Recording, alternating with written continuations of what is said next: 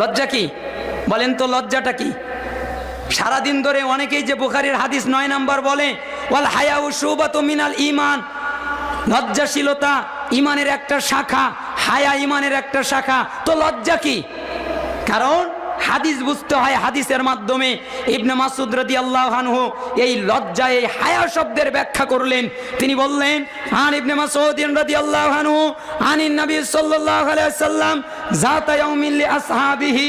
ইবনে মাসউদ তিনি বললেন, একদিন আল্লাহর নবী আমাদের মধ্যে বের হয়ে আসলেন। এরপরে তিনি বললেন, ইস্তাহিয়ু মিনাল্লাহি হাক্কাল হায়া, হে সাহাবীরা তোমরা আল্লাহকে লজ্জা করার মতো লজ্জা করো, যেভাবে আল্লাহকে লজ্জা করা উচিত ওইভাবে লজ্জা করো। তখন সাহাবীরা বললেন, তারা বলে ফেললেন, কালু ইন্না নাস্তাহি মিনাল্লাহি ইয়া নবিয়াল্লাহ, আমরা আল্লাহকে লজ্জা করছি, সকল প্রশংসা আল্লাহর জন্য, হে আল্লাহর নবী।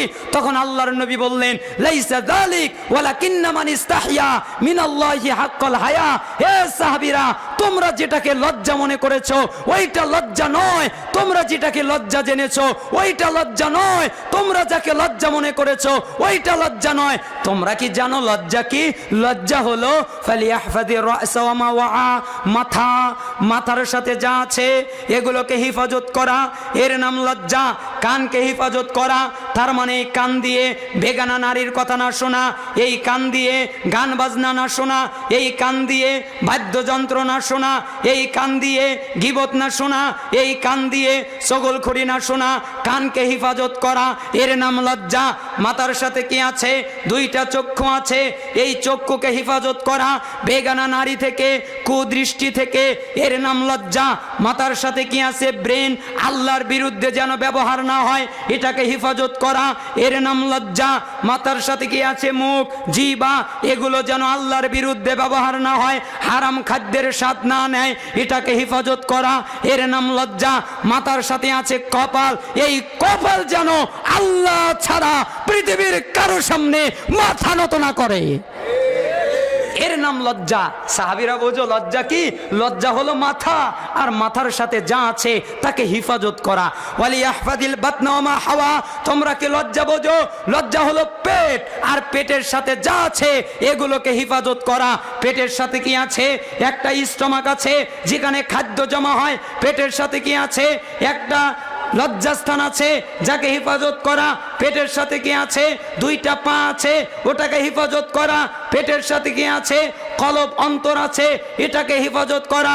আলা ইন্না ফিল জাসাদি মুদগা ইজা সালাহা সালাহাল জাসাদু কুল্লু ওয়া ইজা ফাসাদাত ফাসাদাল জাসাদু কুল্লু আলা ওয়াহিয়াল কলব। প্রত্যেক আদম সন্তানের দেহে একটা গোশতের টুকরা থাকে, তা যদি ভালো হয় তার সমস্ত আমল আখলাক ভালো, তা যদি খারাপ হয় তার সমস্ত আমল আখলাক খারাপ। আলা ওয়াহিয়াল কলব, ওই গোশতের টুকরার নাম কলব। অতএব তোমার কলবকে হেফাজত করা, এর নাম লজ্জা।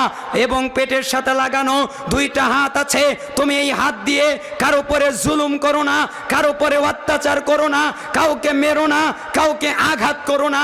হাত দুটাকে হেফাজত করা, এর নাম লজ্জা। সাহাবীরা তোমরা কি বোঝো লজ্জা কি?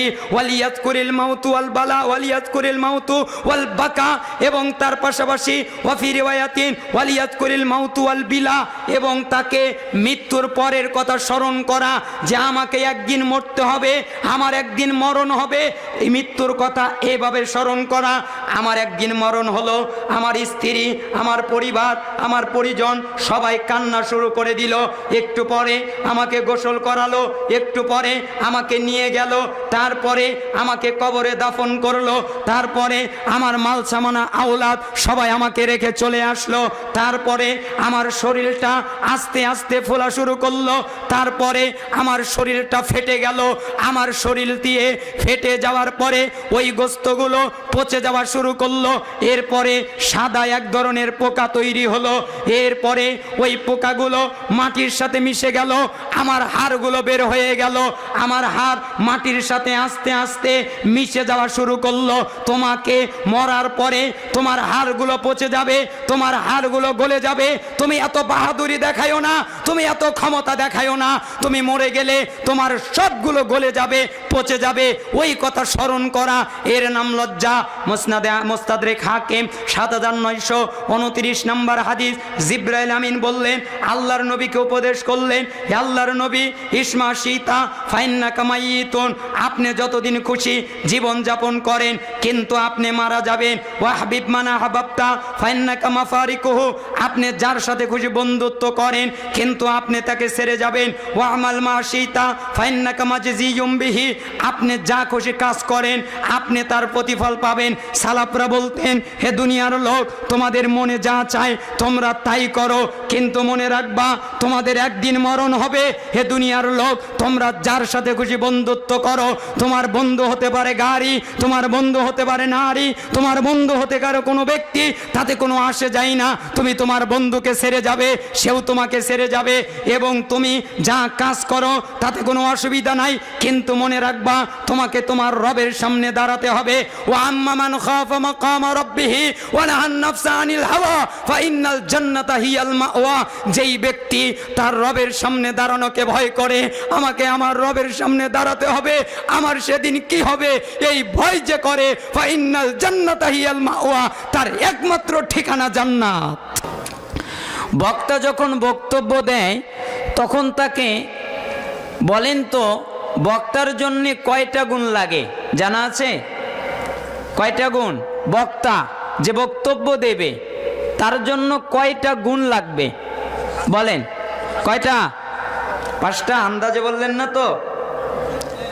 4টা। মাশাআল্লাহ, আল্লাহ তাআলা আপনাকে উত্তম প্রতিদান দান করুক। কয়টা? 4টা। আরো জোরে বলেন, কয়টা? 4টা। আল্লাহ তাআলা বলছেন, কুল, হে নবী আপনি বলুন, হাযিহি সাবিলি, এটা হচ্ছে আমার সোজা সরল রাস্তা, আদউ ইলাল্লাহ, আমি মানুষকে আল্লাহর দিকে ডাকি, আলা বাসিরাতিন, প্রমাণের আলোকে, দলিলের আলোকে, প্রমাণ দিয়ে জাগ্রত অবস্থায়। আপনি বলেন, আনা, আমি নিজে, ওয়ামানিত্তাবাআনি, আমাকে যারা মানে তারা, ওয়া সুবহানাল্লাহি ওয়া মা আনা মিনাল মুশরিকিন, আপনি আরো বলেন, আমি আল্লাহ তাআলার পবিত্রতা বর্ণনা করছি, আমি মুশরিকদের অন্তর্ভুক্ত নই। তার মানে 4টা গুণ লাগে বক্তার। বক্তার কয়টা গুণ লাগে? 4টা। উম্মতের 4টা গুণ লাগে। উম্মত যে, নবীর উম্মত যে, নবীকে মানে যে, নবীকে বিশ্বাস করে যে, তার জন্য এই একই গুণ 4টা লাগে। কি? 1, সে সোজা পথে ডাকবে, কোনো আঁকা বাঁকা পথে ডাকবে না, এদিক ওদিক ঘুরিয়ে ঘুরিয়ে কথা বলবে না, সোজা শর্টকাট, সোজা সরল কথা বলবে, সোজা পথে ডাকবে। সোজা পথ কি? কোরআন। সোজা পথ কি? সুন্নাহ। 2, সে আল্লাহর দিকে ডাকবে, কোনো ব্যক্তির দিকে ডাকবে না, কোনো মানুষের দিকে ডাকবে না, কোনো তরিকার দিকে ডাকবে না, কোনো পদ্ধতির দিকে ডাকবে না, সে মানুষকে আল্লাহর দিকে ডাকবে, এমনিতেই নয়। 3, দলিলের মাধ্যমে ডাকবে, প্রমাণের মাধ্যমে ডাকবে, দলিল দিয়ে ডাকবে, অজানা দলিল নয়, অস্পষ্ট দলিল নয়, ভেজালওয়ালা দলিল নয়, স্পষ্ট দলিল, ভেজাল মুক্ত দলিল, এগুলো দিয়ে ডাকবে। আনা, নবী আপনি বলেন, আমি নিজে, ওয়ামানিত্তাবাআনি, আপনি বলেন, আমাকে যারা মানে আমার উম্মত তারা, আর আপনি আরো বলেন, আমি আল্লাহর পবিত্রতা বর্ণনা করছি, মুশরিকদের অন্তর্ভুক্ত নই। তার মানে তাওহীদের পক্ষে, শিরকের বিপক্ষে ডাকবে। কয়টা নীতি? 4টা। সোজা পথ, আল্লাহর দিকে, দলিলের মাধ্যমে, তাওহীদের পক্ষে, শিরকের বিপক্ষে। এবার প্রশ্ন, তাহলে আপনারা জানতে পারলেন, বক্তা চিনতে পারবেন, এটা সূরা ইউসুফ 108 নম্বর আয়াত। এবার প্রশ্ন, যারা শ্রোতা হবে, যারা জ্ঞান অর্জন করবে, তাদের জন্য কয়টা গুণ লাগবে জানা আছে? বলেন, কয়টা গুণ জানা আছে? 5টা। এবার বলেন, কয়টা গুণ? 5টা। ওই আয়াতও ঠিক আছে, সামি'না ওয়া আতা'না, শুনলাম মানলাম। কি শুনলাম? কোরআন শুনবো আর মানবো, হাদিস শুনবো আর মানবো, কোনো যুক্তি পেশ করব না, একথা ঠিক আছে। তবে সালাফরা বলতেন, যারা ইলম অর্জন করতে যায়, যারা জ্ঞান অর্জন করতে যায়, তাদের জন্য 5টা নীতিমালা লাগে। এগুলো যদি না থাকে তাহলে তারা জ্ঞান অর্জন করতে পারে না। মুহাম্মদ ইবনে আন-নাদর আল হারিথি রাহিমাহুল্লাহ তিনি বলেন, কথিত আছে সুফিয়ান আস-সাউরি তিনি বলেছেন, আউয়ালু তালিমিল ইনসাতু লাহু সুম্মাল ইস্তিমাউ লাহু সুম্মাল আমালু সুম্মা হিফযুহু সুম্মাল আমালু বিহি সুম্মা বাসসুহু। শোনো, শুআবুল ঈমান বাইহাকি 1657 নম্বর হাদিস। এখানে বলা হলো, শোনো, যারা জ্ঞান অর্জন করবে, যারা ইলম অর্জন করবে, তাদের জন্য 5টা গুণ লাগবে। 1, মনোযোগ। কেন? মনোযোগ না থাকলে সে জ্ঞান অর্জন করতে পারবে না। 2, শ্রবণ, কারণ সে ভালো করে শ্রবণ না করলে জ্ঞান অর্জন করতে পারবে না। 3, হিফজ, সংরক্ষণ। সে যদি জ্ঞানটাকে সংরক্ষণ করতে না পারে, জ্ঞানটা যদি নিয়ে যেতে না পারে, আমল নিয়ে করতে পারবে না, সুন্দর পথে চলতে পারবে না। তাই তাকে হিফজ করতে হবে। 5, আমল। কেন? ইলেমটা আমলের জন্যে, ইলেমটা মুখস্থের জন্যে নয়, ইলেমটা পড়ার জন্যে নয়, ইলেমটা পাশের জন্যে নয়, ইলেমটা সার্টিফিকেটের জন্যে নয়, ইলেমটা আমলের জন্যে। কেন? সালাফরা বলতেন, উমর ইবনে আব্দুল আজিজ শুআবুল ঈমান 1680 নম্বর হাদিস, মাল্লাম ইউদ্দা কালামাহু মিন আমালিহি কাসরাত খাতায়া ওয়া মান আমিলা বিগাইরি ইলমিন কানা মা ইফসিদু আকসারা মিম্মা ইসলিহ। যে ব্যক্তি কথা বলে হিসাব করে না, যে ব্যক্তি কাজ করে হিসাব করে না, তার ভুল হয় বেশি, তার ত্রুটি হয় বেশি। যে ব্যক্তি কথা বলে হিসাব করে না, যে ব্যক্তি কাজ করে হিসাব করে না, তার ভুল হয় বেশি, তার ত্রুটি হয় বেশি। আর যে ব্যক্তি ইলমহীন আমল করে, ইলম নাই আমল করে, জ্ঞান নাই আমল করে, তাহলে তার ভালোর চেয়ে ক্ষতিটা হয় বেশি। ভালোর চেয়ে কি হয় বেশি? কি নাই? ইলম নাই। সে তো জানে না আমলটা সুন্নাত না বিদাত, সে তো জানে না আমলটা শিরিক না তাওহীদ, সে তো জানে না এটা কুসংস্কার নাকি সঠিক পদ্ধতি, এটা তার জানা নাই। এই কারণে তার আমলের মাধ্যমে নেকি নয়, ভালো নয়, ক্ষতির সংখ্যাটা বেশি হয়। এই জন্যই তো আমল করতে হয় ইলম অনুযায়ী। ইলমটা আমলের জন্যে। ইলমটা কিসের জন্যে? ওয়াবাসসুহু, 5, প্রচার প্রসার করা। আপনারা জানেন, মাদ্রাসায় যারা পড়ে, স্কুলে যারা পড়ে, বিশ্ববিদ্যালয়ে যারা পড়ে, ছাত্র এবং ছাত্রী, তাদেরকে একটা শব্দ দিয়ে সম্বোধন করা হয়, ইংরেজি শব্দ। শব্দটা কি? স্টুডেন্ট। এই জন্য আমি মাঝে মধ্যে বলি, কোনো ছাত্র যদি স্টুডেন্ট শব্দ বোঝে, ছাত্রকে যে জ্ঞান অর্জন করে, মনে করেন আজকে আপনারা অনেকেই ছাত্র, কেন আপনারা জ্ঞান অর্জন করছেন? অনেকে আমার চেয়ে জ্ঞানী গুণী, অনেক বড়, তবে জ্ঞানীদের কাছেও আমি কিছু কথা পৌঁছিয়ে দেব। এ কারণেও ছাত্র, তার মানে জ্ঞান অর্জন করছেন স্টুডেন্ট। এইখানে স্টুডেন্টের ব্যাখ্যা করলে হয়, এস স্টাডি অধ্যয়ন, টি টেন্ডেন্সি যোগ বা প্রবণতা, ইউ ইউনিটি একতা। ছাত্রদের ভিতরে একতা না থাকলে তারা ভালো ফলাফল করতে পারে না। ডি ডিসিপ্লিন নিয়ম শৃঙ্খলা, যদি নিয়ম শৃঙ্খলা না থাকে তারা ভালো কিছু অর্জন করতে পারে না।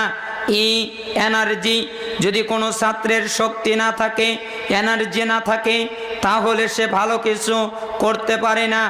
স্টুডেন্ট এন এনে নিট অ্যান্ড ক্লিন, পরিষ্কার পরিচ্ছন্নতা। টি ট্রুথফুলনেস, সত্যবাদিতা। তার মানে একটা ছাত্র যে হবে তাকে অধ্যয়ন করতে হবে, তার ভিতরে যোগ প্রবণতা থাকতে হবে, তার ভিতরে একতা থাকতে হবে, তার ভিতরে নিয়ম শৃঙ্খলা থাকতে হবে, তার ভিতরে শক্তি থাকতে হবে, তারপরে তার ভিতরে পরিষ্কার পরিচ্ছন্নতার গুণ থাকতে হবে, অন্তর পরিষ্কার বাহিরে পরিষ্কার, তার ভিতরে সত্যবাদিতা থাকতে হবে। এই 7টা গুণ যে অর্জন করবে সে স্টুডেন্ট। এই 7টা গুণ যাদের নাই, ওরা স্টুডেন্ট হয়েও স্টুডেন্ট নয়। মনে হয় কথা বোঝাতে পারি নাই। কথা কি আপনারা বুঝতে পেরেছেন? আমার সাথে একটু কথা বলবেন, কারণ আমি কথা বলাতে পছন্দ করি, ভালোবাসি। তাতে বোঝা যায় আপনারা আমার কথা বুঝতে পারছেন। আল্লাহ তাআলা সহজ করুন। ইলম নিয়ে কথা বলছিলাম। আব্দুল্লাহ ইবনে মুহাম্মদ ইবনে উবাইদ আত-তামিমি রাহিমাহুল্লাহ তিনি বলেন, সালাসাতুন মাওজুদাতুন ওয়া সালাসাতুন মাফকুদাতুন, তিনটা জিনিস মানুষের কাছে আছে, তিনটা জিনিস মানুষের কাছে নাই। তিনটা জিনিস পাওয়া যায়, তিনটা জিনিস পাওয়া যায় না। এক, আল ইলমু মাওজুদুন, ইলমটা বিদ্যমান, ইলমটা পাওয়া যায়। কে বলেছে ইলম নাই?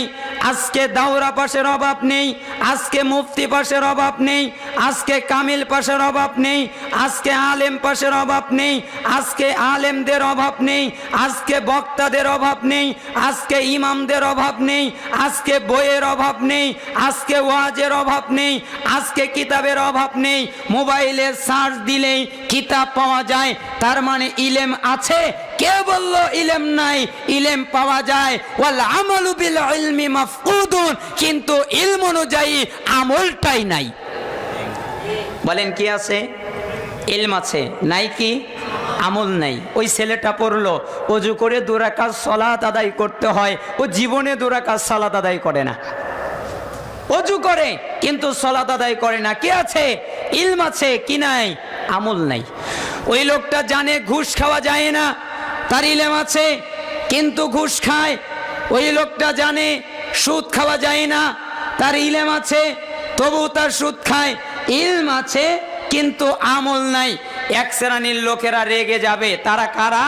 যারা বলবে আমরা তাহাজ্জুদ পড়ি, আমরা 5 ওয়াক্ত পড়ি, আমরা হজ করি, আমরা যাকাত দেই, আমরা রমাদানের সিয়াম থাকি, আমরা নফল সিয়াম থাকি। তাহলে কে বলেছে আমল নাই? আমরা তো আমল করি।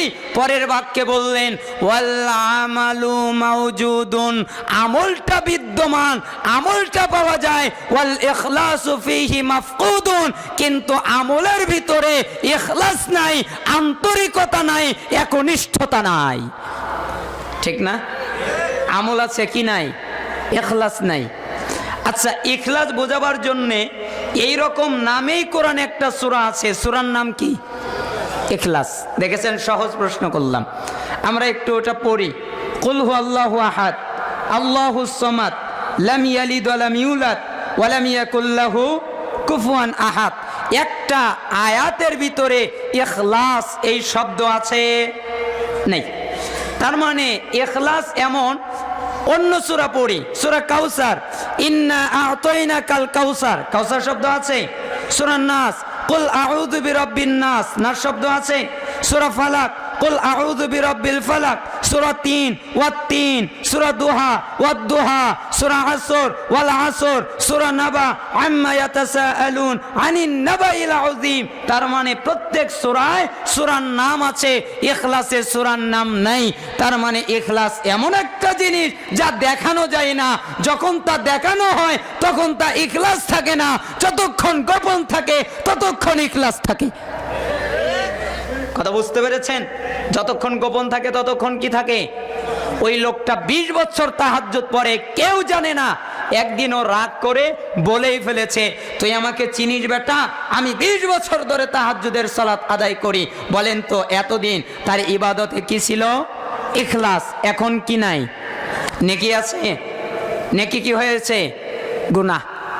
দলিল মান সাল্লা ইরাই ফাকাত আশরাক, যে ব্যক্তি সালাত আদায় করলো কাউকে দেখাবার জন্য, ওটা সালাত নয়, ওটা শিরক।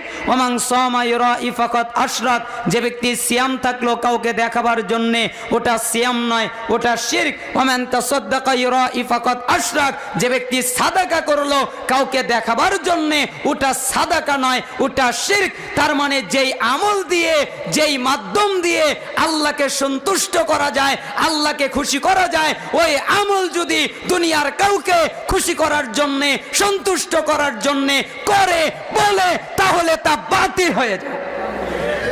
আমি বক্তব্য যদি দেই, আমার বক্তব্য বাতিল। যদি কাউকে খুশি করার জন্য বক্তব্য দেই, যদি কাউকে মজাবার জন্য বক্তব্য দেই, যদি কারো ভালো লাগাবার জন্য বক্তব্য দেই, তাহলে আমার অবস্থা জাহান্নাম ছাড়া যাওয়ার কোনো পথ নাই। কেন? আমি দেখাবার জন্য বক্তব্য দিয়েছি। 3 ওয়াল হুব্বু মাওজুদুন, ভালোবাসা বিদ্যমান, ভালোবাসা পাওয়া যায়। কেমন দেখবেন? পরীক্ষা করি। আপনারা আল্লাহকে ভালোবাসেন না? জোরে বলেন, ভালোবাসেন না? আল্লাহর জন্য জীবন দিতে পারবেন? আল্লাহর নবীর জন্য জীবন দিতে পারবেন? সালাফ বললেন ওয়াল হুব্বু মাওজুদুন, ভালোবাসা বিদ্যমান, ওয়াসিদকু ফীহি মাফকুদুন, কিন্তু ভালোবাসার ভিতরে সত্যবাদিতা নাই, সব হলো মিথ্যা ভালোবাসা। কেমন? কয় জীবন দিতে পারবো, আল্লাহর জন্য মরতে পারবো, নবীর জন্য মরতে পারবো, দাড়ি ছাড়তে পারবো না। কয় আল্লাহর জন্য মরতে পারবো, নবীর জন্য জীবন দিতে পারবো, দাড়ি ছাড়তে পারবো না, সুদ ছাড়তে পারবো না, গুড় ছাড়তে পারবো না, বেহায়া ছাড়তে পারবো না, বেলাল্লাবানা ছাড়তে পারবো না, গান ছাড়তে পারবো না, বাজনা ছাড়তে পারবো না, বাদ্য ছাড়তে পারবো না, বেপর্দা ছাড়তে পারবো না, জীবন দিতে পারবো। ঠিক না? ভালোবাসা আছে, কিন্তু কি ভালোবাসা? মিথ্যা ভালোবাসা। ওই রিক্সাওয়ালার বউয়ের মতো গল্প করিনি? রিক্সাওয়ালার বউ কি করেছে? স্বামীকে বলে আমি তোমাকে খুব ভালোবাসি, প্রত্যেক দিন একই কথা। একদিন বাজারে গেছে, তার পা কেটে গেছে, অ্যাক্সিডেন্ট করেছে, বাড়িতে এসেছে, স্ত্রী বলছে তোমাকে সকাল থেকে যেই কথা বলা হয় নাই ওই কথা হলো আমি কিন্তু তোমাকে খুব ভালোবাসি। তখন স্বামী গেছে রেগে, রেগে গিয়ে গালাগালি করে বলছে তুমি যদি আমাকে ভালোই বাসো, তুই যদি ভালোই বাসো তাহলে আমার রক্ত বাড়া বন্ধ কর, আমাকে বলতে হবে না, আমি এমনিই বুঝবো তুমি আমাকে ভালোবাসো, বলার প্রয়োজন নাই। ঠিক আল্লাহকে যারা ভালোবাসে, আল্লাহ রসুলকে যারা ভালোবাসে, আনুগত্য দিয়ে দেখাক, বলে বোঝাতে হবে না। কি দিয়ে দেখাতে হবে? আনুগত্য দিয়ে। অতএব তিনটা জিনিস আছে, কয়টা জিনিস নাই? তিনটা জিনিস নাই। দ্বিতীয় কওয়ালের সামঞ্জস্য, পরে আমি মূল আলোচনায় চলে যাব। আর একটা কওল বলে আপনাদের অনেকের কষ্ট হতে পারে, ওই কওলের আগে মাঝখানে একটা কথা ঢুকিয়ে দেই। ইবনুল কাইয়িম রাহিমাহুল্লাহ চমৎকার করে বলতেন, আল ফাওয়ায়েদ কিতাবের 149 নম্বর পৃষ্ঠায় এসেছে, তিনি বলতেন তুমি স্বীয় আত্মাকে তিন জায়গায় খোঁজো, তুমি তোমার কলবকে, অন্তরকে তিন জায়গায় খোঁজো। এক, কোরআন শ্রবণের সময়, যখন কোরআন তেলাওয়াত করা হয় তখন তুমি তোমার কলবকে খোঁজো। দুই, জিকির আজকারের মজলিসে, যেই মজলিসে কোরআনের কথা বলা হয়, সুন্নাহর কথা বলা হয়, ওই মজলিসে তোমার কলবকে খোঁজো। তিন, নিরিবিলি সময়, যখন তুমি একা থাকো তখন তোমার কলবকে খোঁজো। যদি তুমি তোমার কলবকে না পাও তাহলে আল্লাহকে বলো। কি বলবে? আল্লাহ যেন তোমাকে কলব দেয়, আল্লাহ যেন তোমাকে আত্মা দেয়। কেন? এই রকম অবস্থায় তোমাদের ভিতরে আত্মা নাই। যদি তিন জায়গায় আত্মা খুঁজে না পাও তাহলে মনে করবে তোমাদের আত্মা নাই। তাহলে আত্মা কি হলো? আত্মা মরে গেছে। আত্মা কি হয়েছে? মরে গেছে। যদি আত্মা উপলব্ধি করতে না পারো ওই তিন জায়গায়, এটা মনে রাখবে। সুফিয়ান ইবনে ওয়াইনা তিনি চমৎকার করে বলতেন, মানসুর রবিদ দুনিয়া নুজিয়া খাউফুল আখিরাতি মিন কলবিহি, যেই ব্যক্তি দুনিয়া নিয়ে মত্ত থাকে, দুনিয়া নিয়ে ব্যস্ত থাকে, তার অন্তর থেকে আখিরাতের ভয় দূর করে দেওয়া হয়, তার হৃদয়ে আখিরাতের কোনো ভয় থাকে না। সিয়ারু আলামিন নুবালা 7 খণ্ডের 268 নম্বর পৃষ্ঠা। তার মানে তার কলব থেকে আল্লাহর ভয়, আখিরাতের ভয় দূর করে দেওয়া হয় যখন সে দুনিয়া নিয়ে ব্যস্ত হয়। ভাই, দুনিয়া নিয়ে ব্যস্ত হয়ে কি লাভ? হাসান বসরি তো বলতেন, আর দুনিয়া সালাসাতু আইয়াম, দুনিয়ার জীবন মাত্র 3 দিনের। আমা আমসি ফাকাদ যাবা বিমা ফি, গতকাল যা ইতিমধ্যে চলে গেছে, তুমি আর কাঁদলেও গতকাল আসবে না, তুমি আর চিৎকার করলেও গতকাল আসবে না, তুমি আর কিছুতেই ওই গতকে ফিরিয়ে নিয়ে আসতে পারবে না। ওয়া আম্মা গাদান ফালাআল্লাকা লা তুদরিকুহু, আর আগামীকাল ওটা তো তোমার কাছে আসেই নাই, তুমি তো জানোই না আগামীকাল যাবে কিনা, তুমি তো জানোই না আগামীকাল পৌঁছবে কিনা। ওয়াল আমাল ফা'মাল ফিহি ওয়াল ইয়াউম ফা'মাল ফিহি, আরেকটা হলো আজ। অতএব তোমার যা করার আজকের দিন করো, গতকালও বলো না, আগামীকালও বলো না। গতকালও ধোকা, আগামীকালও ধোকা। আগামীকাল 40 বছর যাবে তবু তোমার আগামীকাল আসবে না। ঠিক না? কয় আগামীকাল সালাত পড়বো, 10 দিন পরে এই তুই নামাজ পড়িস না কেন? কয় আগামীকাল পড়বো। আবার 10 দিন পরে দেখা হয়, তুই নামাজ পড়িস না কেন? কয় আগামীকাল থেকে পড়বো। তার মানে আগামীকাল আর ওর জীবনে আসে না। এই জন্য আগামীকাল শব্দ কি? ধোকা। আর আজ অতএব তোমার যা করবার তা আজকে করে নাও। ইবনে আবিদ দুনিয়া আল জুহুদ কিতাবের 197 পৃষ্ঠায় কওলটা রয়েছে। মাঝখানে 3টা কওল বললাম। আল্লাহ তাআলা আমাকে ক্ষমা করুন এবং সহজ করে দিন আপনাদের জন্য আলোচনা শোনা। আমিন বলো। ইব্রাহিম ইবনে আদহাম রাহিমাহুল্লাহ তিনি বললেন, এক ব্যক্তি আমাকে বলল আমরা আল্লাহকে ডাকি কিন্তু তিনি আমাদের ডাকে সাড়া দেয় না, কারণ কি? তখন তিনি বললেন 5 কারণে। তিনি বললেন আল্লাহ তো নিজেই বলেছে তোমরা আমাকে ডাকো আমি তোমাদের ডাকে সাড়া দিব। আমরা আল্লাহকে ডাকি তিনি সাড়া দেয় না, কারণ কি? তখন বললেন 5 কারণে আল্লাহ তোমাদের প্রতি রাগ করেছে, তোমাদের ডাকে সাড়া দেয় না। তা কি? 1, আরাফতুমুল্লাহ ফালাম তুআদ্দু হাক্কাহু, তোমরা আল্লাহর পরিচয় পেয়েছো কিন্তু আল্লাহর হক আদায় করো না। তোমরা আল্লাহকে চেনো, আল্লাহর অস্তিত্ব জানো, আল্লাহর পরিচয় জানো, কিন্তু আল্লাহর হক আদায় করো না। এটা হচ্ছে একটা কারণ। 2, ওয়া ক্বারাতুমুল কুরআন ফালাম তা'মালু বিমা ফিহি, তোমরা কোরআনে কারিম ঠিকই পাঠ করো কিন্তু তার বিধিবিধান অনুযায়ী চলো না। কোরআন ঠিকই পড়ো, কোরআনের তাফসির ঠিকই পড়ো, কোরআন ঠিকই অনুবাদ পড়ো, কোরআন ঠিকই তেলাওয়াত করো, কিন্তু কোরআনে যা আদেশ, কোরআনে যা নিষেধ ওই অনুযায়ী তোমরা চলো না। এটা আর একটা কারণ। ওয়া কুলতুম নুহিব্বুর রাসূল সাল্লাল্লাহু আলাইহি ওয়াসাল্লাম ওয়া তারাকতুম সুন্নাতাহু, তোমরা বলো আমরা আল্লাহর রাসূলকে ভালোবাসি, আবার তোমরা রাসূলের সুন্নাত উপেক্ষা করো। তোমরা বলো আমরা আল্লাহর রাসূলকে ভালোবাসি, আবার তোমরা নিজেই রাসূলের সুন্নাতকে উপেক্ষা করো। ওয়া কুলতুম নালআনু ইবলিস ওয়া তা'তুমুহু, তোমরা বলো ইবলিস ভালো না, ইবলিস খারাপ, ইবলিস মন্দ, আবার তোমরা নিজেই ওই ইবলিসের কথা মেনে চলো। তোমরা বলো ইবলিস মন্দ, ইবলিস খারাপ, কিন্তু তোমরা নিজেই ওই ইবলিসেরই আনুগত্য করো। ওয়াল খামিসাতু তারাকতুম আয়ুবাকুম ওয়া খাসতুম ফি আয়ুবিন নাস, আর তোমরা নিজেদের দিকে না তাকিয়ে আরেকজনের দিকে তাকাও। নিজে যে গীবত করো এটা দেখো না, নিজে যে পাপ করো এটা দেখো না, নিজে যে চগলখুরি করো এটা দেখো না, নিজে যে অন্যায় করো এটা দেখো না, নিজে যে বদনাম করো এটা দেখো না, নিজে যে অশ্লীল কাজ করো এটা দেখো না। নিজেরকে ভুলে যাও, আরেকজন কি করে তা নিয়ে ব্যস্ত হও, আরেকজনকে নিয়ে ব্যস্ত হও। এই 5 কারণে তোমাদের দুয়াই কবুল হয় না। 5 কারণ কি? 1, আল্লাহর পরিচয় পেয়েছো ঠিকই, তার হক আদায় করো না। 2, কোরআনে কারিম পাঠ করো ঠিকই, তার বিধিবিধান অনুযায়ী চলো না। 3, তোমরা বলো রসুলকে ভালোবাসি, আবার তোমরাই রসুলকে অমান্য করো। 4, তোমরা বলো ইবলিস ভালো না খারাপ, আবার ইবলিসের কথা মানো। 5, তোমরা বলো নিজেদের দোষ ত্রুটির দিকে তাকাও না, আরেকজন কি করে তা নিয়ে ব্যস্ত হয়ে যাও। এই 5 কারণে তোমাদের দোয়া কবুল হয় না। জামি বায়ানিল ইলমি ওয়া ফাদলিহি, ইলম অনুযায়ী আমল বর্ণনার অধ্যায় 1220 নম্বর হাদিস এটা, 20 নম্বর কওল এটা। 5 কারণে আল্লাহ রেগে গেছে, তোমাদের ডাকে তোমাদের দোয়া আল্লাহ কবুল করে না। আমাদের ভিতরে 5 কারণ থাকবে। আমরা আল্লাহর পরিচয় পেয়েছি ঠিকই, তার বিধিবিধান অনুযায়ী তার হক আদায় করব না, এরকম হবে? তার হক আদায় করব। 2, আমরা কোরআনে কারিম ঠিকই পাঠ করি, বিধিবিধান অনুযায়ী চলবো না ত্যাগ করব? আমরা রসুলকে ভালোবাসি দাবি করি, সুন্নাত মানবো না মানবো না? আমরা বলি ইবলিস ভালো না খারাপ, ইবলিসের কথা শুনবো না ত্যাগ করব? আমরা নিজেদের দোষ ত্রুটির দিকে তাকাবো না মানুষের দিকে তাকাবো? নিজের দিকে তাকাবো। আমি কি করি, আমার কি অবস্থা, আমার কি হবে? আপনি নিজের দিকে তাকান, আরেকজনকে নিয়ে ব্যস্ত হয়ে যায়েন না। কথা কি বুঝতে পেরেছেন?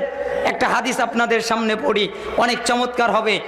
বুখারীতে এসেছে, কে মুক্তি দেবে না, তোমাদের কারো আমল তাকে রক্ষা করবে না, তোমাদের কারো আমল তাকে বাঁচাবে না। সাহাবীরা ভয় পেয়ে গেলেন, বলে কি আল্লাহর নবী, আমল দিয়ে যদি মুক্তি না পাওয়া যায় তাহলে কি হলো, কি হবে? আল্লাহর নবীকে বললেন, হে আল্লাহর নবী আপনিও কি না?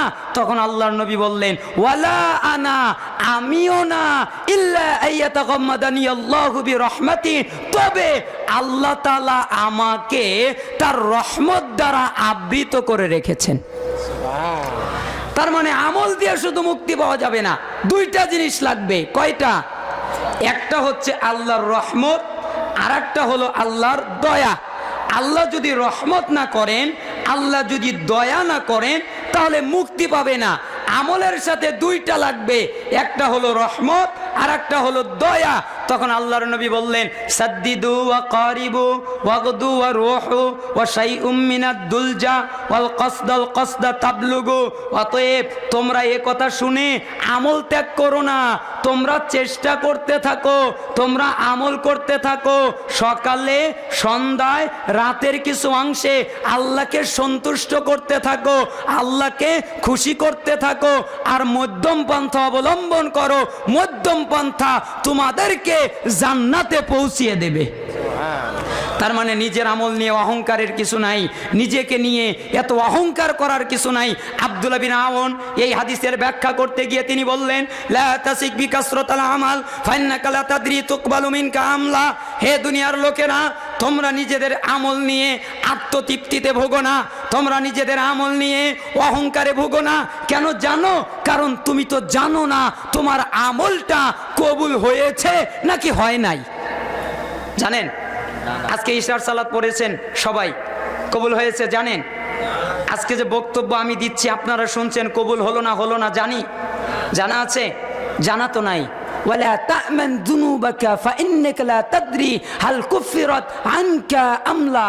2, অতএব তোমরা নিজের গুনাহ নিয়ে একদম নিরাপদ বোধ করো না, একদম নিরাপদ হয়ে যাও না। কেন জানো? কারণ তোমরা তো জানো না তোমাদের গুনাহটা ক্ষমা হয়েছে নাকি হয় নাই। জানি আমরা যে ক্ষমা চেয়েছি হয়েছে কি হয় নাই জানি। ইন্না আলাইকা আনকা মুগায়্যাবুন মা তাদরি মাল্লাহু সানিউন ফি আয়াজআলুহু ফি সিজ্জিন আম ইয়াজআলুহু ফি ইল্লিয়িন। সেদিন আল্লাহ তোমাদের সাথে কি আচরণ করবেন তা তোমাদের জানা নাই। তিনি কি তোমাদের ইল্লিয়িন দেবেন নাকি তিনি তোমাদের সিজ্জিন দেবেন? তিনি কি তোমাদের জান্নাত দেবেন নাকি তোমাদের জাহান্নাম দেবেন? এটা তোমাদের জানা নাই। অতএব আত্মগরিমায় ভুগো না, অহংকারে ভুগো না, কারণ তোমরা তো জানো না। সবুল ঈমান লিল বাইহাকি 6930 নম্বর হাদিস। অতএব অহংকারের কিছু নাই, কারণ আমরা জানি না আমাদের ইবাদত কবুল হলো কি হলো না, আমরা জানি না আমাদের তওবা কবুল হলো কি হলো না। ঠিক কিনা? একদিন মুআয ইবনে জাবাল রাদিয়াল্লাহু আনহু লাম্মা আনা হাদারাতিল মাউত বাকা, তিনি একদিন কাঁদছিলেন। তখন সাহাবীরা জিজ্ঞেস করলেন, মা ইবুকিকা, কি ব্যাপার আপনি কাঁদেন কেন? তখন উনি বললেন, শোনো, আমি দুনিয়ায় কিছু রেখে যাব, এ কারণে আমি কাঁদছি না। আমি দুনিয়ায় কিছু রেখে যাব, এ কারণে আমি কাঁদছি না। আমার মৃত্যু হবে, এ কারণে আমি কাঁদছি না। আমার মরণের ভয় নাই, আমি দুনিয়ায় কিছু রেখে যাব, এই ভয়ও আমার নাই। তো কাঁদেন কেন? আমি কাঁদি কেন জানো? আল্লাহর নবীকে বলতে শুনেছি, ইন্নামা হুমা কবদাতান ফাকবদাতুন ফিন্নার ওয়া কবদাতুন ফিল জান্নাহ। আদম সন্তানের রূহগুলো দুইটা মুষ্টিতে ভাগ আছে, একটা যাবে জান্নাতে আর একটা যাবে জাহান্নামে। আমি মুআয ইবনে জাবালের জানা নাই আমি জান্নাতেরটায় না জাহান্নামেরটায়, এইটা না জানে এইটার ভয়ে আমি কাঁদতেছি। আপনি জানেন আপনার অবস্থা কোথায়? আপনি জানেন আপনি জান্নাতি না জাহান্নামী? আপনি তো এটা জানেন না। একদিন একজন সালাফ তিনি কাঁদছিলেন বসে বসে রাস্তার ধারে। তখন আরেকজন সালাফ তাকে বলছেন, কি ব্যাপার আপনি কাঁদেন কেন? তখন উনি বলছেন, আখিরাতের বিষয় গোপন তো, তাই আমি কাঁদছি। যদি আখিরাতের বিষয় গোপন না থাকতো তাহলে আমি আর কাঁদতাম না। তখন আরেকজন সালাফ বলছে, কে বলছে আখিরাত গোপন? ওটা তো প্রকাশ্য, গোপন থাকলো কিভাবে? তখন বলতেছে, আরে তুমি বোঝোই নাই আখিরাত গোপন। কয় গোপন কেমনে? আল্লাহর নবী তো বলেছেন, কেউ যদি আল্লাহ জান্নাতের বর্ণনা দিয়েছেন, আল্লাহ জাহান্নামের বর্ণনা দিয়েছেন, কবরে কি প্রশ্ন করা হবে তা জানিয়ে দিয়েছেন, গোপন থাকলো কিভাবে? আল্লাহর নবী বলেছেন, কেউ যদি আয়াতুল কুরসি পড়ে তাহলে সে জান্নাতে যাবে, মাঝখানে বাধা হলো মৃত্যু। আল্লাহর নবী বলেছেন, কেউ যদি ওযুর শেষে কালেমায়ে শাহাদাত পড়ে তাহলে তার জন্য জান্নাতের 8টা দরজা খোলা হবে। তো গোপন থাকলো কিভাবে? তখন বলতেছে, আরে তুমি বোঝো নাই, তুমি যে আয়াতুল কুরসি পড়লা, তুমি যে এই ওযুর পরে দোয়াটা পড়লা, বলো এটা কবুল হয়েছে না হয় নাই? কয় তা তো আমার জানা নাই। আরে এই ভয়ে তো কাঁদছি। এটাই তো গোপন। আমি যে ইবাদত করেছি, আমি যে কাজ করেছি, এটা গোপন না প্রকাশ্য? এটা গোপন, এটা কবুল হলো না হলো না আমার জানা নাই, তাই আমি কাঁদছি। অতএব নিজেকে নিয়ে অহংকার করবেন না, আত্মগরিমা করবেন না, রাজধানী করবেন না। একটু নম্র হয়েন, একটু কাঁদিয়েন, একটু ভয়ে ভয়ে থাকিয়েন। এই জন্যই সালাফ বলেছেন, তুমি তোমার নিজেকে নিয়ে ব্যস্ত হও, তুমি আর একজনকে নিয়ে ব্যস্ত হইও না। কথা কি বুঝতে পারলেন? চলেন আমরা দ্বিতীয় পর্যায়ে চলে যাই। দ্বিতীয় পর্যায় হচ্ছে আপনাদের জন্য কিছু উপদেশ করব। আমার নিয়ত আছে 3টা পয়েন্টে কথা বলার, কিন্তু একটার পরে আর আমি কথা বলবো না। এই জন্য প্রথম পয়েন্ট বললাম না, রেখে দিলাম। দ্বিতীয় পয়েন্টও বললাম না, রেখে দিলাম। তৃতীয় পয়েন্ট, 5টা হাদিস আপনাদের কাছে রাখবো, একটা সালাফদের কবল রাখবো, আর মা বোনদের জন্য একটা উপদেশ রাখবো। তাহলে মোট 7টা কথা। কয়টা কথা? 7টা কথা শুনে আপনারা বাড়িতে চলে যাবেন। আল্লাহ তাআলা আপনাদের সাহায্য করুন, আমিন। এখন যে কথা বলবো এইগুলো আপনার জীবনের সাথে জড়িত, আপনার জীবনের জন্য অতি জরুরি। আল্লাহর নবীর সাহাবী আবু হুরায়রা তিনি বললেন, রাসূল সাল্লাল্লাহু আলাইহি সাল্লাম বলেছেন, মান আখাযা আন্নি হাউলাইল কালিমাত ফায়ামালু বিহিন্না আও ইয়াআল্লিমু মান ইয়ামালু বিহিন্না। হে সাহাবী, তোমাদের ভিতরে কে আছে যে আমার কথা গ্রহণ করবে? তোমাদের ভিতরে কে আছে যে আমার কথা অনুযায়ী আমল করবে? তোমাদের ভিতরে কে আছে যে আমার কথা আর একজনকে পৌঁছিয়ে দেবে? তখন সাহাবীদের ভিতরে আবু হুরায়রা বললেন, কুলতু আনা ইয়া রাসূলুল্লাহ ফাখাযা বিয়াদি ফাআদ্দা খামসান। হে আল্লাহর নবী, আমি আবু হুরায়রা আছি, আপনি যা বলবেন আমি তা গ্রহণ করব, আপনি যা বলবেন আমি তা আমল করব, আপনি যা বলবেন আমি তা আর একজনের কাছে পৌঁছিয়ে দেব। তখন আল্লাহর নবী বললেন, তিনি গুনে গুনে আবু হুরায়রার হাত ধরে 5টা কথা বললেন, তোমরা যদি 5টা কাজ করতে পারো তাহলে 5টা পুরস্কার পাবে।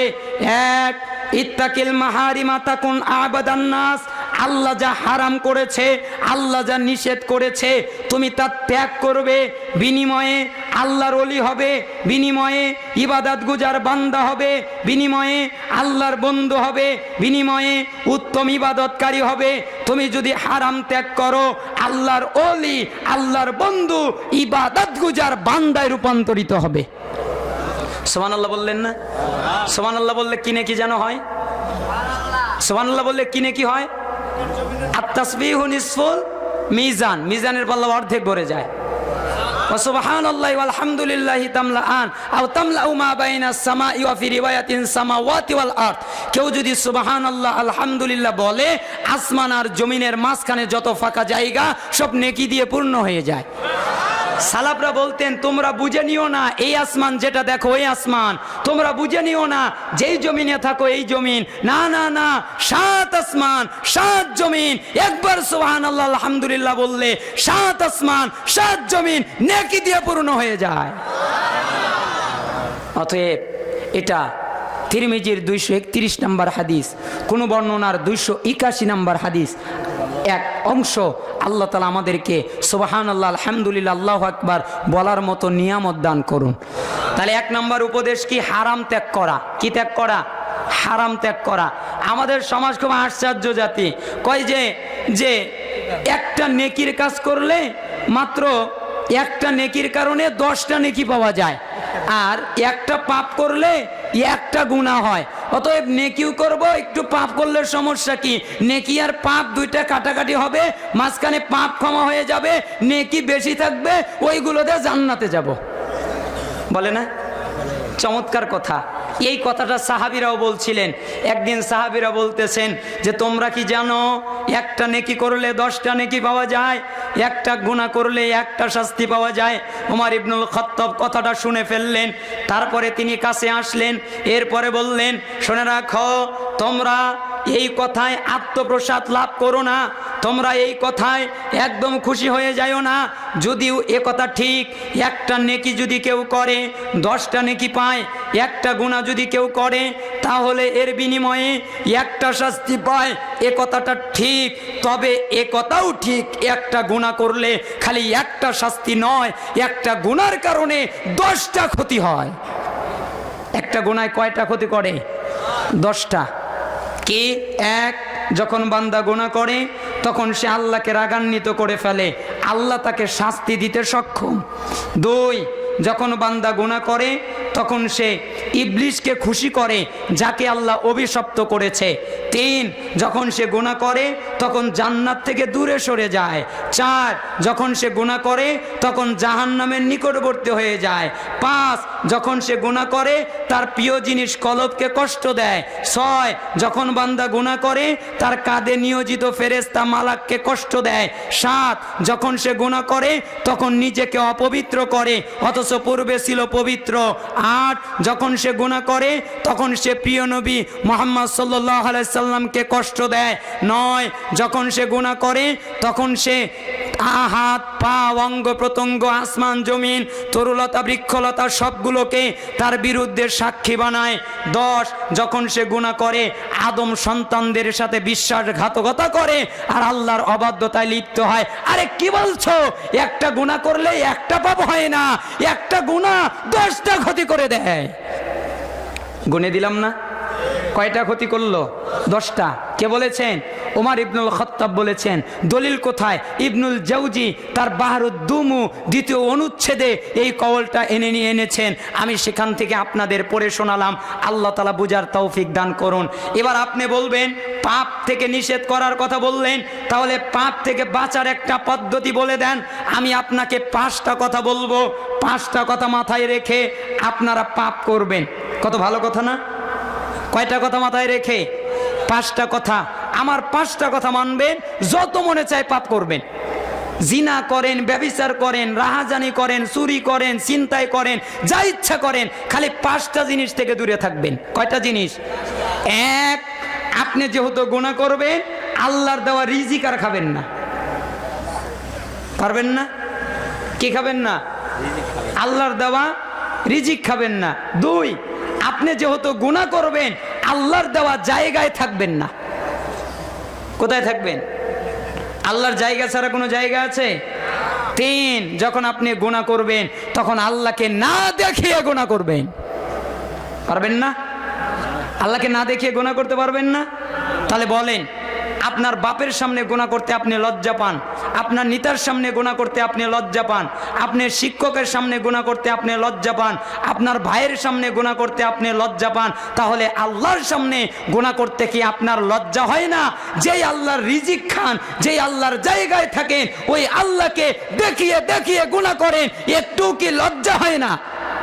আসলে লজ্জাই বোঝে না। আমরা লজ্জা বুঝি? বলেন তো লজ্জা কি? লজ্জা কি? বলেন তো লজ্জাটা কি? সারাদিন ধরে অনেকেই যে বুখারীর হাদিস 9 নাম্বার বলে, ওয়াল হায়াউ শুবাতু মিনাল ঈমান, লজ্জাশীলতা ঈমানের একটা শাখা, হায়া ঈমানের একটা শাখা। তো লজ্জা কি? কারণ হাদিস বুঝতে হয়, হাদিসের মাধ্যমে। ইবনে মাসউদ রাদিয়াল্লাহু আনহু এই লজ্জা, এই হায়া শব্দের ব্যাখ্যা করলেন। তিনি বললেন, আন ইবনে মাসউদ রাদিয়াল্লাহু আনহু আনিন নবী সাল্লাল্লাহু আলাইহি ওয়াসাল্লাম যাতা ইয়াউমিন লি আসহাবিহি।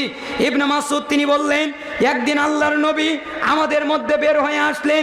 এরপরে তিনি বললেন, ইস্তাহিয়ু মিনাল্লাহি হাক্কাল হায়া, হে সাহাবীরা তোমরা আল্লাহকে লজ্জা করার মতো লজ্জা করো, যেভাবে আল্লাহকে লজ্জা করা উচিত ওইভাবে লজ্জা করো। তখন সাহাবীরা বললেন, তারা বলে ফেললেন, কালু ইন্না নাস্তাহি মিনাল্লাহি ইয়া নবিয়াল্লাহ, আমরা আল্লাহকে লজ্জা করছি, সকল প্রশংসা আল্লাহর জন্য, হে আল্লাহর নবী। তখন আল্লাহর নবী বললেন, লাইসা যালিক ওয়ালাকিন্না মান ইস্তাহিয়া মিনাল্লাহি হাক্কাল হায়া। হে সাহাবীরা তোমরা যেটাকে লজ্জা মনে করেছো ওইটা লজ্জা নয়, তোমরা যেটাকে লজ্জা জেনেছো ওইটা লজ্জা নয়, তোমরা যাকে লজ্জা মনে করেছো ওইটা লজ্জা নয়। তোমরা কি জানো লজ্জা কি? লজ্জা হলো ফালিয়াহফাযির রা'সা ওয়া মা ওয়া, মাথা, মাথার সাথে যা আছে এগুলোকে হিফাজত করা, এর নাম লজ্জা। কানকে হিফাজত করা, তার মানে এই কান দিয়ে বেগানা নারীর কথা না শোনা, এই কান দিয়ে গান বাজনা না শোনা, এই কান দিয়ে বাদ্যযন্ত্র না শোনা, এই কান দিয়ে গীবত না শোনা, এই কান দিয়ে চগলখড়ি না শোনা, কানকে হেফাজত করা, এর নাম লজ্জা। মাথার সাথে কি আছে? দুইটা চক্ষু আছে, এই চক্ষুকে হেফাজত করা বেগানা নারী থেকে, কুদৃষ্টি থেকে, এর নাম লজ্জা। মাথার সাথে কি আছে? ব্রেন, আল্লাহর বিরুদ্ধে যেন ব্যবহার না হয় এটাকে হেফাজত করা, এর নাম লজ্জা। মাথার সাথে কি আছে? মুখ, জিহ্বা, এগুলো যেন আল্লাহর বিরুদ্ধে ব্যবহার না হয়, হারাম খাদ্যের স্বাদ না নেয়, এটাকে হেফাজত করা, এর নাম লজ্জা। মাথার সাথে আছে কপাল, এই কপাল যেন আল্লাহ ছাড়া পৃথিবীর কারো সামনে মাথা নত না করে, এর নাম লজ্জা। সাহাবীরা বোঝো লজ্জা কি? লজ্জা হলো মাথা, আর মাথার সাথে যা আছে তাকে হেফাজত করা। ওয়ালিয়াহফাদিল বাতনা ওয়া মা হাওয়া, তোমরা কি লজ্জা বোঝো? লজ্জা হলো পেট, আর পেটের সাথে যা আছে এগুলোকে হেফাজত করা। পেটের সাথে কি আছে? একটা স্টমাক আছে যেখানে খাদ্য জমা হয়। পেটের সাথে কি আছে? একটা লজ্জাস্থান আছে যাকে হেফাজত করা। পেটের সাথে কি আছে? দুইটা পা আছে, ওটাকে হেফাজত করা। পেটের সাথে কি আছে? কলব, অন্তর আছে, এটাকে হেফাজত করা। আলা ইন্না ফিল জাসাদি মুদগা ইজা সালাহা সালাহাল জাসাদু কুল্লু ওয়া ইজা ফাসাদাত ফাসাদাল জাসাদু কুল্লু আলা ওয়াহিয়াল কলব। প্রত্যেক আদম সন্তানের দেহে একটা গোশতের টুকরা থাকে, তা যদি ভালো হয় তার সমস্ত আমল আখলাক ভালো, তা যদি খারাপ হয় তার সমস্ত আমল আখলাক খারাপ। আলা ওয়াহিয়াল কলব, ওই গোশতের টুকরার নাম কলব। অতএব তোমার কলবকে হেফাজত করা, এর নাম লজ্জা। এবং পেটের সাথে লাগানো দুইটা হাত আছে, তুমি এই হাত দিয়ে কারো উপরে জুলুম করো না, কারো উপরে অত্যাচার করো না, কাউকে মেরো না, কাউকে আঘাত করো না, হাত দুটাকে হেফাজত করা, এর নাম লজ্জা। সাহাবীরা তোমরা কি বোঝো লজ্জা কি? ওয়ালিয়াজকুরিল মাউতু ওয়াল বালা ওয়ালিয়াজকুরিল মাউতু ওয়াল বাকা, এবং তার পাশাপাশি ওয়াফি রিওয়ায়াতিন ওয়ালিয়াজকুরিল মাউতু ওয়াল বিলা, এবং তাকে মৃত্যুর পরের কথা স্মরণ করা, যে আমাকে একদিন মরতে হবে, আমার একদিন মরণ হবে। এই মৃত্যুর কথা এভাবে স্মরণ করা, আমার একদিন মরণ হলো, আমার স্ত্রী, আমার পরিবার, আমার পরিজন সবাই কান্না শুরু করে দিল। একটু পরে আমাকে গোসল করালো, একটু পরে আমাকে নিয়ে গেল, তারপরে আমাকে কবরে দাফন করলো, তারপরে আমার মাল সামানা আওলাদ সবাই আমাকে রেখে চলে আসলো, তারপরে আমার শরীরটা আস্তে আস্তে ফোলা শুরু করলো, তারপরে আমার শরীরটা ফেটে গেল। আমার শরীর দিয়ে ফেটে যাওয়ার পরে ওই গোস্তগুলো পচে যাওয়া শুরু করলো। এরপরে সাদা এক ধরনের পোকা তৈরি হলো। এরপরে ওই পোকাগুলো মাটির সাথে মিশে গেল, আমার হাড়গুলো বের হয়ে গেল, আমার হাড় মাটির সাথে আস্তে আস্তে মিশে যাওয়া শুরু করলো। তোমাকে মরার পরে তোমার হাড়গুলো পচে যাবে, তোমার হাড়গুলো গলে যাবে। তুমি এত বাহাদুরি দেখায়ও না, তুমি এত ক্ষমতা দেখায়ও না, তুমি মরে গেলে তোমার সবগুলো গলে যাবে, পচে যাবে। ওই কথা স্মরণ করা, এর নাম লজ্জা। মুস্তাদরেক হাকিম 7929 নম্বর হাদিস। জিব্রাইল আমিন বললেন, আল্লাহর নবীকে উপদেশ করলেন, হে আল্লাহর নবী, ইসমা সীতা ফাইন্নাকা মাইয়িতুন, আপনি যতদিন খুশি জীবন যাপন করেন, কিন্তু আপনি মারা যাবেন। ওয়া হাবিব মানা হাবাবতা ফাইন্নাকা মাফারিকুহু, আপনি যার সাথে খুশি বন্ধুত্ব করেন, কিন্তু আপনি তাকে ছেড়ে যাবেন। ওয়া আমাল মা সীতা ফাইন্নাকা মাজজিয়ুম বিহি, আপনি যা খুশি কাজ করেন আপনি তার প্রতিফল পাবেন। সালাফরা বলতেন, হে দুনিয়ার লোক, তোমাদের মনে যা চায় তোমরা তাই করো, কিন্তু মনে রাখবা তোমাদের একদিন মরণ হবে। হে দুনিয়ার লোক, তোমরা যার সাথে খুশি বন্ধুত্ব করো, তোমার বন্ধু হতে পারে গাড়ি, তোমার বন্ধু হতে পারে নারী, তোমার বন্ধু হতে পারে কোনো ব্যক্তি, তাতে কোনো আসে যায় না। তুমি তোমার বন্ধুকে ছেড়ে যাবে, সেও তোমাকে ছেড়ে যাবে, এবং তুমি যা কাজ করো তাতে কোনো অসুবিধা নাই, কিন্তু মনে রাখবা তোমাকে তোমার রবের সামনে দাঁড়াতে হবে। ওয়া আম্মা মান খাফা মাকামা রাব্বিহি ওয়া নাহান নাফসা আনিল হাওয়া ফাইন্নাল জান্নাতা হিয়াল মাওয়া, যেই ব্যক্তি তার রবের সামনে দাঁড়ানোকে ভয় করে, আমাকে আমার রবের সামনে দাঁড়াতে হবে, আমার সেদিন কি হবে এই ভয় যে করে, ফাইন্নাল জান্নাতা হিয়াল মাওয়া, তার একমাত্র ঠিকানা জান্নাত। কাকে ভয় করে? রবের সামনে দাঁড়ানোকে ভয় করে। সাহাবী, তোমরা জানো লজ্জা কি? লজ্জা হলো মরণের পরের কথা স্মরণ করা, চিন্তা করা, এর নাম লজ্জা। ওমান আরাদাল আখিরা তারাকা জিনাতাদ দুনিয়া, এবং যে ব্যক্তি দুনিয়ার চাকচিক্য ছেড়ে দিল, এটার নাম লজ্জা। লজ্জা হলো মাথা, মাথার সাথে যা আছে তাকে হেফাজত করা। লজ্জা হলো পেট, পেটের সাথে যা আছে তাকে হেফাজত করা। লজ্জা হলো মরার পরের চিন্তা করা। লজ্জা হলো দুনিয়ার চাকচিক্য ছেড়ে দেওয়া। ফামান ফাআলা যালিক ফাকাদ ইস্তাহয়া মিনাল্লাহি হাক্কাল হায়া, যারা এটা করলো তারাই লজ্জার হক আদায় করলো। আল্লাহু আকবার বলে। দেখেছেন, লজ্জাই বুঝি নাই। এই জন্য সালাফরা বলতেন, পৃথিবীর কোনো মানুষ যদি লজ্জা বুঝে যায় তাহলে তারা জান্নাতে যাবে। তাদেরকে কেউ জান্নাতে যেতে ঠেকাতে পারবে না, একটা লজ্জাই তাদেরকে জান্নাতে নিয়ে যাবে। তার মানে এই হাদিসটা রয়েছে তিরমিজি 2458, ইবনে আবি শাইবা 34320, মুসনাদে আহমদ 3671, মুস্তাদরেক হাকিম 7921, সহিহ আত-তারগিব 1724, সহিহ আল জামিয়া সগীর 935, মিশকাতে রয়েছে 1608 নম্বর হাদিস। তার মানে আমি আপনাকে বললাম, আপনি পাপ করবেন কিন্তু মনে রাখবেন আল্লাহর দেওয়া রিজিক খাবেন না, আল্লাহর দেওয়া জায়গায় থাকবেন না, আল্লাহকে না দেখিয়ে পাপ করবেন, আল্লাহকে না দেখিয়ে পাপ করবেন। 4, আপনি মালাকুল মাউতকে ঠেকিয়ে দেবেন 10 মিনিটের জন্যে। মালাকুল মাউত, এতদিন আমি সময় পাই নাই, তুমি 10 মিনিট থেকে যাও, আমি এখন তওবা করে নেই। পারবেন না? 5, যখন আপনার পাপের কারণে আপনাকে জাহান্নামে নিয়ে যাওয়া হবে, তখন নিজের ক্ষমতা দিয়ে জান্নাতে যাইও। এই 5টা কাজ যদি পারো তাহলে পাপ করিও, এই 5টা কাজ যদি না পারো তাহলে পাপের ধারে কাছেও যাইও না। পাপকে এত সহজ মনে করো না, পাপকে ডেঞ্জারাস মনে করো। তোমার এত আমল করতে হবে না, তোমার এত ইবাদত করতে হবে না, খালি একটা আমল করো, পাপ ত্যাগ করো, তুমি আল্লাহর ওলি এমনিতেই হয়ে যাবে। সুবহানাল্লাহ বলবেন না? ওয়ারদা বিমা কাসামাল্লাহু লাকা তাকুন আগনান নাস। 2 নম্বর কথা, তুমি তোমার তাকদিরে খুশি থাকবে তাহলে ধনবান হয়ে যাবে। ওয়া আহসিন ইলা জারিকা তাকুন মুমিনা, তুমি তোমার প্রতিবেশীর সাথে ভালো আচরণ করবে, হিন্দু, বৌদ্ধ, খ্রিস্টান, নাসারা যেই হোক, তাহলে তুমি প্রকৃত মুমিন হবে। ওয়াহিব্বা লিন-নাস মা তুহিব্বু লিনাফসিকা তাকুন মুসলিমা, তুমি নিজের জন্য যা পছন্দ করো অপরের জন্য তাই পছন্দ করবে, বিনিময়ে তুমি প্রকৃত মুসলিম হয়ে যাবে। ওয়ালা তুকসিরিদ দহি ফাইন্না কাসরাতাদ দহি, তুমি তুলকাল, অতিরিক্ত হাসবা না, অতিরিক্ত হাসলে অন্তর মরে যায়, হৃদয় মরে যায়। অতিরিক্ত হাসা থেকে নিজেকে দূরে রাখবে। 5টা কথা: 1, হারাম ত্যাগ করবে; 2, তাকদিরে খুশি থাকবে; 3, প্রতিবেশীর সাথে ভালো আচরণ করবে; 4, নিজের জন্য যা পছন্দ অপরের জন্য তাই পছন্দ করবে; 5, অতিরিক্ত হাসবে না, অতিরিক্ত হাসলে হৃদয় মরে যায়। তিরমিজি 2305, মিশকাতের 5071। আল্লাহ তাআলা এই 5টা আমল আমাদের করার তৌফিক দান করুন। আমি তো বলেছিলাম 5টা উপদেশ দিতে, সময় তো ফুরিয়ে গেল, 5টা কমিয়ে নিয়ে আসলাম। আর মাত্র একটা হাদিস বলবো, আর একটা উপদেশ, আর মেয়েদের নিয়ে একটা কথা বলবো। 5টা উপদেশ দেওয়ার সময় নেই।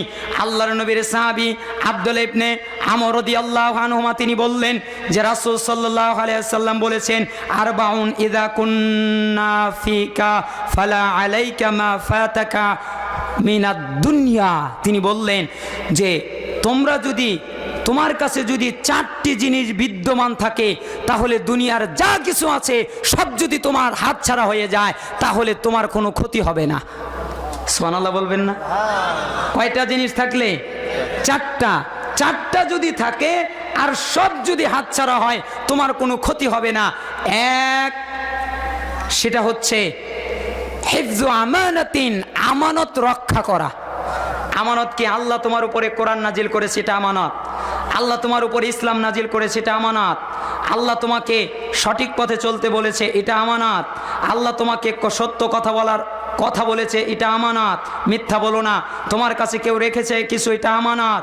তোমার সাথে কেউ বন্ধুত্ব করেছে, তার চরিত্র কাউকে প্রকাশ করে গোপনটা প্রকাশ করে দিও না, এটা আমানত। তুমি তোমার স্ত্রীর দুর্ব্যবহার আর একজনের কাছে প্রকাশ করো না, এটা আমানত।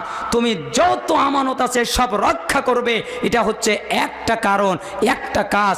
2, ওয়া সিদকু হাদিসিন, সত্য কথা বলা। তুমি কখনো মিথ্যা কথা বলবে না। তোমার জীবন চলে গেলেও না, তোমাকে হত্যা করা হলেও না, তোমাকে মেরে ফেলা হলেও না, তুমি সত্য কথা বলবে, সত্যবাদী হবে। কারণ অন্য হাদিসে এসেছে যারা সত্য কথা বলে সত্য কথা তাদের জান্নাতে নিয়ে যায়, যদিও তারা মনে ক্ষতি তা উপকারী করে। যারা মিথ্যা কথা বলে মিথ্যা তাদেরকে ধ্বংস করে, জাহান্নামে নিয়ে যায়, যদিও তারা মনে করে এটা উপকার তবুও তা ক্ষতি করে দেয়। অতএব তোমরা সত্য কথা বলবে। 3 ওয়া হুসনু খলিকাতিন, উত্তম চরিত্র। তোমার চরিত্র যেন উত্তম হয়, তোমার চরিত্র যেন খারাপ না হয়। বন্ধুর সাথে, ভাইয়ের সাথে, মায়ের সাথে, বাবার সাথে, স্ত্রীর সাথে, বোনের সাথে, পাড়াপতির সাথে এবং যে কোনো লোকের সাথে তুমি উত্তম আচরণ করবে, উত্তম স্বভাব দেখাবে। তোমার স্বভাবটা যেন হয় উত্তম। ওয়া ইফাতুন ফি তুমাতিন, এবং 4 তুমি খানা পিনায় সাবধানতা অবলম্বন করবে। এই 4টা জিনিস যদি তোমার থাকে, 1 আমানত রক্ষা, 2 সত্য কথা বলা, 3 উত্তম চরিত্র, 4 খানা পিনায় সাবধানতা অবলম্বন। তার মানে তুমি হারাম খাবার খাবা না। মিশকাতের 5222 নম্বর হাদিস। এই 4টা যদি তোমার কাছে থাকে আর সব যদি ছাড়া পড়ে যায় তাহলে তোমার কোনো ক্ষতি হবে না। কে বললেন? আল্লাহর নবী বলেছেন। কে বলেছেন? আল্লাহর নবী। এই 2টা হাদিস আপনাদের আমল করার তৌফিক দান করুন, আমিন বলেন। একটা সালাফের কওল আর মা বোনদের জন্য একটা উপদেশ বলে শেষ করে দিব। সালাফদার কওলটা আমার খুব প্রিয়, আমি খুব সবসময় মনে করার চেষ্টা করি। ইব্রাহিম ইবনে আদহাম তিনি বললেন যে হাতেম আল আসম একদিন তাকে এক লোক জিজ্ঞাসা করলো, আপনি আপনার জীবনটাকে কিভাবে পরিচালনা করেন? তখন উনি বললেন, আলা তাওয়াক্কুল আলাল্লাহি আযজা ওয়া জাল্লা, আমি আল্লাহর উপরে তাওয়াক্কুলের ভিত্তিতে পরিচালনা করি। কিসের ভিত্তিতে? তাওয়াক্কুলের ভিত্তিতে।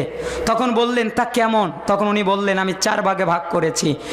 1, আমি জানি আমার রিজিক আমার জন্য নির্ধারণ করা, আমার রিজিক আমি ছাড়া কেউ খাবে না, তাই আমি রিজিক নিয়ে কোনো চিন্তা করি না। সুবহানাল্লাহ বলবেন না? কত চমৎকার কথা! রিজিক নিয়ে কোনো চিন্তা নাই। এইখান থেকে ফল হলো আপনি রিজিক নিয়ে কোনো চিন্তা করবেন না। কেন? আপনার রিজিক যদি সমুদ্রের ভিতরে থাকে, হয় আল্লাহ আপনাকে সমুদ্রে নিয়ে যাবে, নতুবা ওই সমুদ্রের রিজিক আপনার কাছে আল্লাহ পৌঁছিয়ে দেবে। 2, আমি ভালো করে জানি আমার আমল আমাকে করতে হবে, আমার বাবা মা বন্ধু বান্ধব কেউ আমার আমল করে দেবে না। যেহেতু আমার আমল আমাকেই করতে হবে, তাই আমি সৎ আমলে ব্যস্ত থাকি। কেন? আমাকেই তো আমার আমল করতে হবে, নাকি? আপনার আমল আপনি করবেন না, আপনার বন্ধু করবে, আপনার মা করে দেবে, আপনার বাবা করে দেবে। যেহেতু আমল করতেই হবে সেহেতু সৎ আমলে ব্যস্ত থাকি। অতএব এখান থেকে আমরা শিখলাম, যেহেতু আমাদের আমল করতেই হবে তাহলে আমরা সৎ আমলে ব্যস্ত থাকব। ঠিক তো? 3, আমি জানি মালাকুল মাউত আমার বন্ধু না। কেন? হঠাৎ করে আসবে, আমাকে বলে টলে আসবে না। তাই আমি সব সময় মরার জন্য প্রস্তুতি নিয়ে থাকি, আমি প্রস্তুতি গ্রহণ করি। এখান থেকে শিক্ষা হলো যে আমাদের মরার আগে সব সময় আমাদের প্রস্তুতি গ্রহণ করে রাখতে হবে সব সময়, কারণ জানা নাই কখন যেন মালাকুল মাউত চলে আসে। 4, আমি পাপ করতে লজ্জা পাই। কেন? আল্লাহ আমাকে দেখে তাই। পাপ করতে কেন লজ্জা পাই? আল্লাহ আমাকে দেখে তাই। যদি আল্লাহ আমাকে না দেখতো ভিন্ন কথা, কিন্তু আল্লাহর সামনে পাপ করতে আমার লজ্জা হয়। এখান থেকে শিক্ষা, আল্লাহকে লজ্জা করুন, আল্লাহকে দেখিয়ে আল্লাহর সামনে পাপ থেকে বিরত থাকুন, আল্লাহ তাআলা হেফাজত করুন। তার মানে 1, রিজিক নিয়ে কোনো চিন্তা করবেন না। 2, নিজের আমল যেহেতু নিজেকেই করতে হবে, সৎ আমল করবেন। 3, মালাকুল মাউত যেহেতু বলে আসবে না, তাই সবসময় প্রস্তুতি নিয়ে থাকবেন। 4, আল্লাহকে ভয় করবেন, লজ্জা করবেন, পাপ করবেন না। কেন? আল্লাহ আপনাকে দেখে তাই। সিয়ারু আলামিন নুবালা 11 খণ্ড 485 পৃষ্ঠা। আল্লাহ তাআলা আমাদেরকে এই সালাফের কওলটা আমল করার তৌফিক দান করুন। মা বোনেরা বলবে আমাদের জন্য কিছু তো বলে না।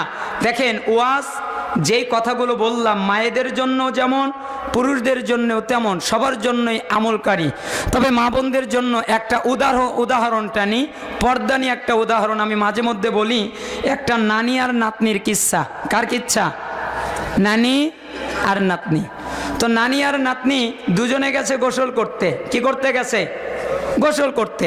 তো নানি নাতনিকে বলেছে, তুই উপরে থাক, লোকজন আসলে আমাকে বলিস। এই কথা বলে পুকুরে গিয়ে খোলামেলাভাবে গোসল করতেছে। তো নাতনি দেখতেছে একটা লোক আসতেছে, তখন নাতনি বলতেছে, ও নানি, লোক এসেছে।